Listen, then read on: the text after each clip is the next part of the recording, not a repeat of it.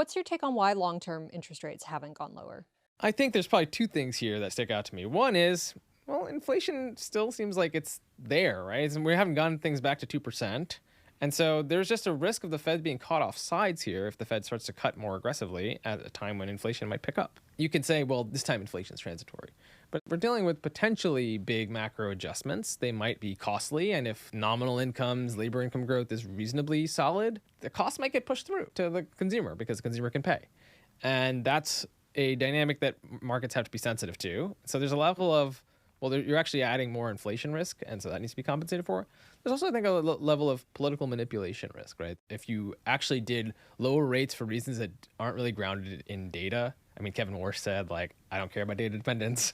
If you're not doing things for like relatively neutral reasons and you're doing things for political convenience, one, the political convenience can cut the other way at another point in time. Let's say there are people who are doing things for partisan reasons today, and maybe it's a different person in the White House in the future.